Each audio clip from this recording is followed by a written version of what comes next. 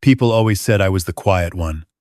My brother Frank got the charm, the easy smile, the way of walking into a room and making everyone feel like they'd been waiting for him. I got 31 years with the Texas Department of Public Safety and a reputation for being the kind of man you did not want sitting across from you at an interrogation table. I retired at 61. I thought I was done with all of it. I thought wrong. The call came on a Tuesday in March. I was on my back porch in Abilene drinking coffee and watching a hawk circle over the dry field behind my house when my phone buzzed on the armrest. Frank's name on the screen. We talked maybe once a week, sometimes more, so I answered without thinking anything of it. The voice on the other end was not the voice I expected. It was thin and careful, the way a man talks when moving his jaw hurts. I said his name twice before he answered me properly. I asked him what was wrong. There was a long pause, and in that pause I heard everything I needed to know before he said a single word. He told me he'd had a fall. That was what he called it. A fall down the back steps of his own house. I asked him where he was. He said he was at Mercy General in Columbus, Ohio, and that he'd had hip surgery 2 days ago and was getting out in the morning. I asked him who had been there with him at the hospital. He was quiet again. Then he said Angela had stopped by yesterday for about an hour and that Connor had been there briefly on the first night. I put my coffee cup down on the railing very slowly and I asked my brother to tell me the truth. He told me about the first time about 4 months ago, a shove in the kitchen that sent him into the counter. Connor had apologized, said it was an accident, blamed the slippery floor. Frank had believed him, or decided to believe him, which is a thing a man does when the person hurting him is married to his only daughter. The second time was 6 weeks later. The third time was the fall down the back steps, which had not been a fall at all. I listened to all of it without interrupting. That was something the job had taught me. Let the person talk until the words run out, because the most important thing they need to say is usually the last thing they say. The last thing Frank said was this.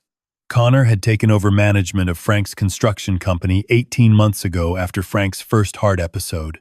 Frank had signed a temporary power of attorney to cover a recovery period that Connor kept finding reasons to extend.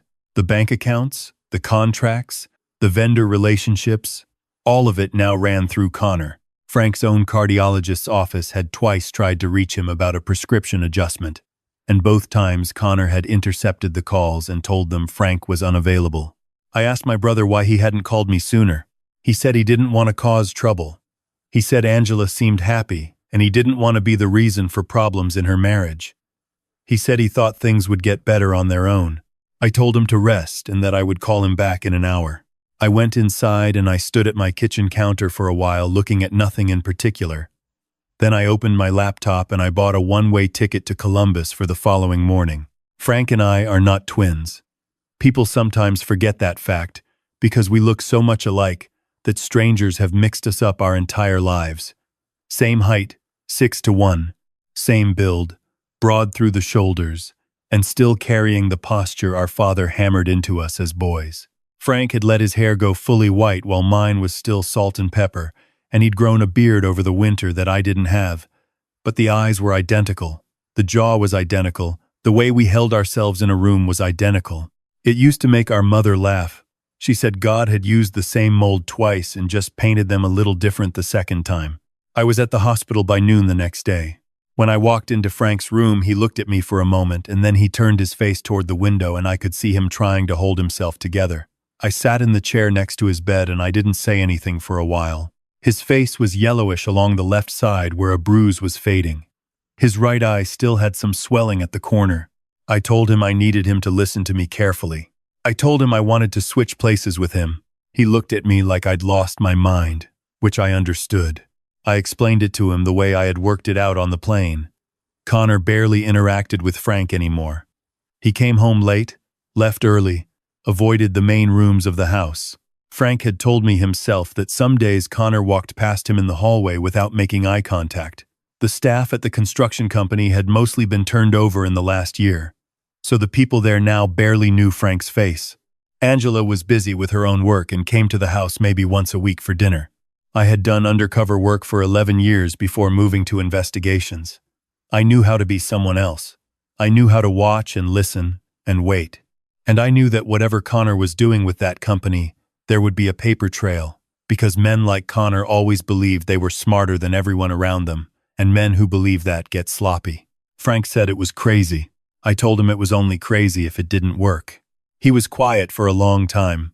Then he told me that Connor had been pressuring him to sign a new document, a restructuring agreement that would shift majority ownership of the company into a separate LLC with Connor as sole director.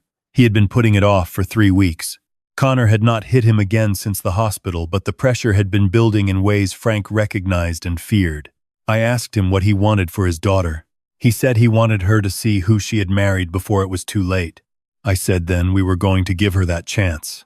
We spent 2 hours going over everything: the names of key people at the company, the layout of the house, the routines, where Frank kept things, what he ate for breakfast, what television he watched in the evenings, what his relationship with the neighbors looked like. Frank wrote down the code to the safe in the study, where he kept personal documents. I wrote down everything in a small notebook and committed most of it to memory out of habit. Frank would go to my house in Abilene to recover. I had a friend, an old partner named Jean, who I trusted with my life and who owed me 3 favors of considerable size. Jean would check on Frank every day. Frank would have no contact with Connor or Angela during the period and would let me handle all calls if Connor reached out. When Frank was discharged the following morning, he was in a wheelchair and wearing a hat pulled down low. I walked him to the car Jean had brought and I leaned down and told him to trust me.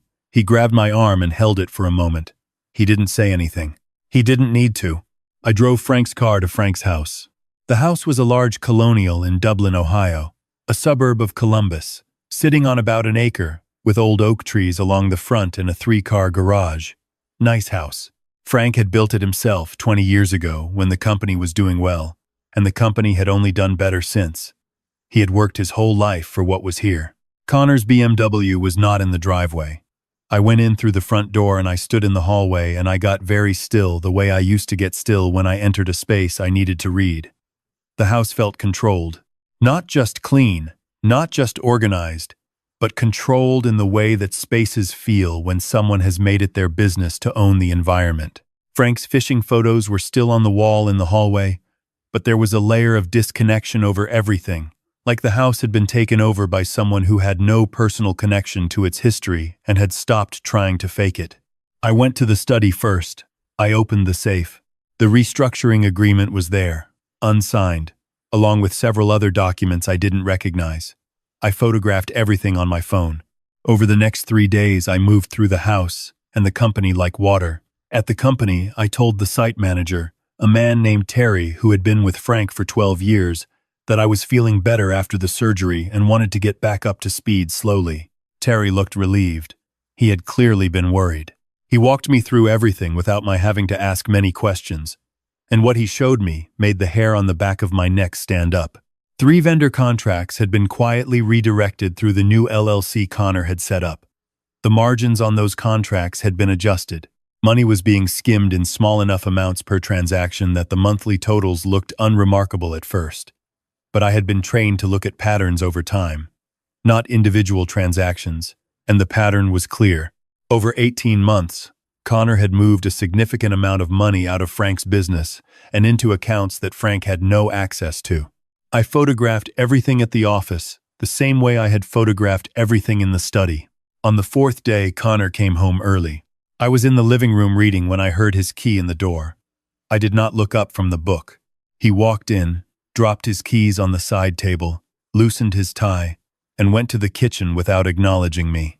I heard him open the refrigerator and pour himself a drink. After a few minutes, he came and stood in the doorway to the living room. He looked at me for a moment, not a long look, the kind of look you give a piece of furniture you pass every day.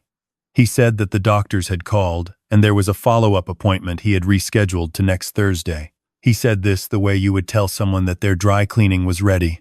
Then he went upstairs. I sat with the book open on my lap, and I breathed steadily, and I thought about 31 years of learning to control what my face did when the rest of me wanted to do something else entirely. Angela came for dinner that Sunday. She was tall like Frank and she had his eyes, and for a moment when she walked through the door, I felt something complicated in my chest because she looked so much like the girl in Frank's photographs, the one in the Little League pictures and the graduation photos and the shot Frank kept on his desk of the two of them at the Grand Canyon the summer she turned 16. She hugged me carefully around the surgery site and asked how I was feeling. I told her better every day. She looked at me a little longer than I expected, and I wondered, not for the first time, whether the resemblance would hold under close attention from someone who knew Frank well. But people see what they expect to see. That was one of the first things I learned in undercover work, and it never stopped being true. Angela expected to see her father in his chair. She saw her father in his chair. Dinner was the three of us. Connor was polite in a surface way, the kind of polite that costs nothing and means nothing. I watched Angela watch Connor, and I began to understand the shape of what had happened to her in this marriage.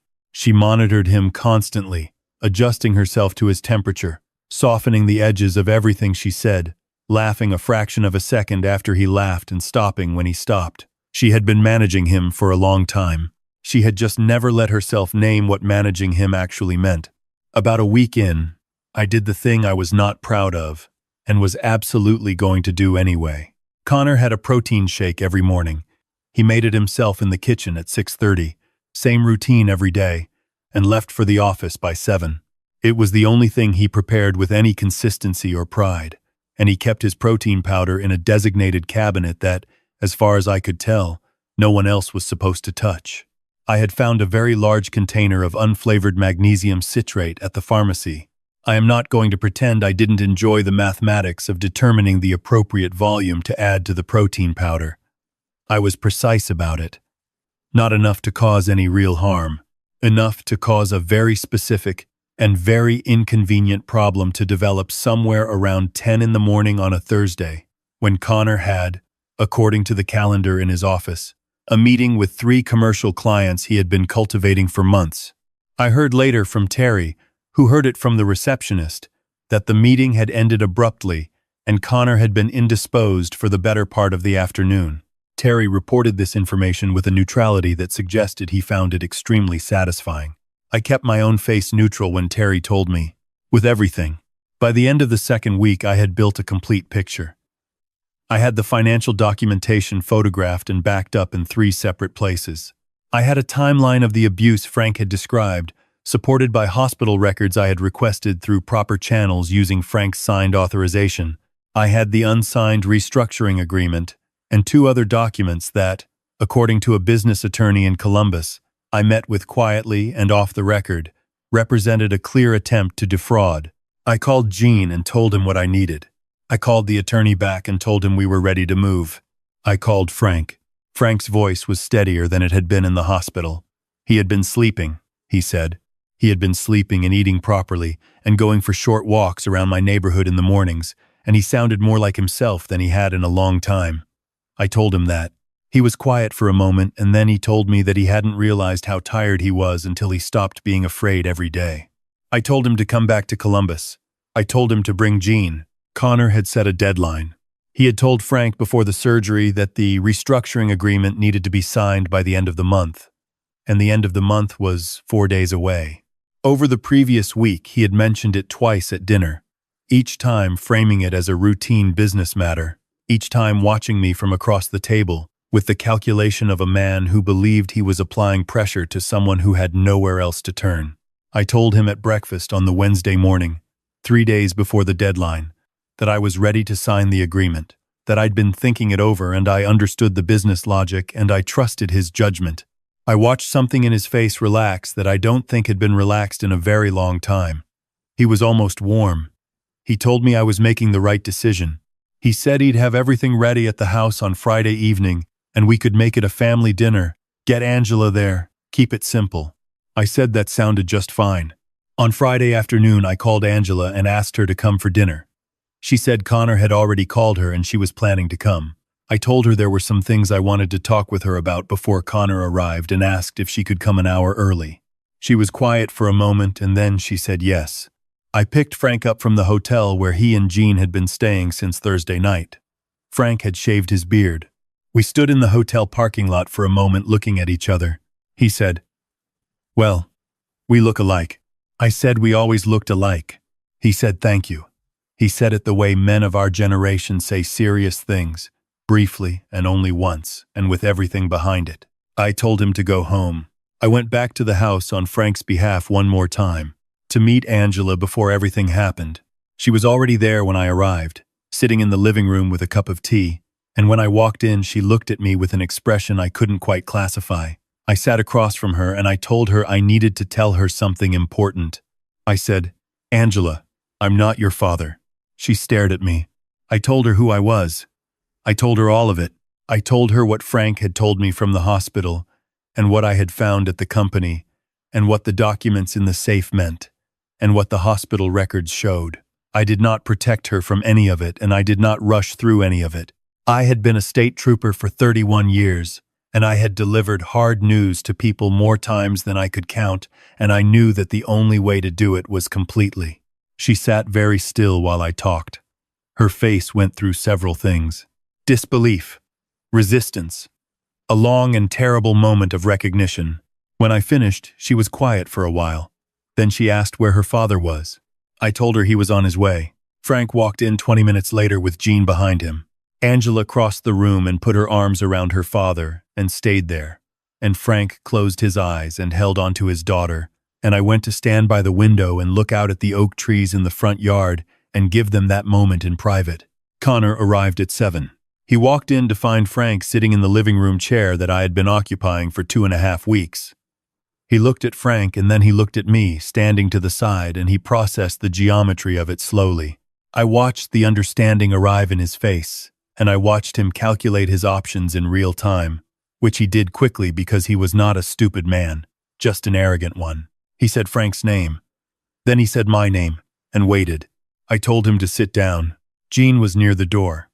The business attorney, whose name was Paul, was sitting at the dining room table with a folder open in front of him. 2 Columbus police officers, colleagues of a colleague who had agreed to stand by for a civil matter that might become something else, were in the kitchen. I told Connor what I had found. I told him precisely and without embellishment the way I had been trained to present evidence. I told him what the financial documents showed and what the timeline of documented incidents showed and what the restructuring agreement represented in the context of all of it. I put copies of everything on the coffee table in front of him. He started with denial. Then he moved to minimization. Then he tried anger, directed at me, pointing out that I had deceived everyone and entered his home under false pretenses, which was fair enough, and I told him so. I told him his attorney was welcome to make that argument. Then I told him that Frank had not signed anything, that every document Connor believed he had leverage over was still in Frank's control, that the business restructuring was not happening, and that the financial irregularities I had documented had already been forwarded to the Ohio Attorney General's Elder Financial Abuse Unit that morning. Angela was standing in the doorway to the hallway. She had not looked at Connor since he walked in. Connor looked at her. He spoke her name. He had the presence of mind to put something softer in his voice, a version of himself he had clearly used successfully before. She looked at him for a long moment, the look of someone finalizing a decision they had been coming to for longer than they admitted. She told him she needed him to leave.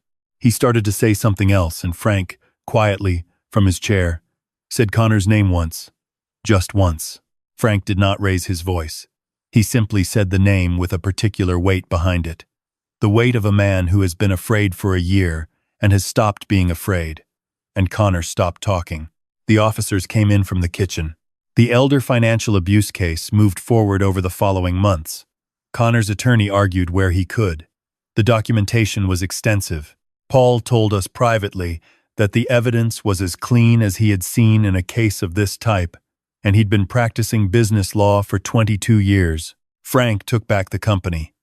Terry had kept it running better than Connor knew because Connor had underestimated Terry the same way he had underestimated everyone around him. Frank was back in the office by summer, moving slowly with a cane some days, but present, which was what mattered. Angela moved back into the house for a few months.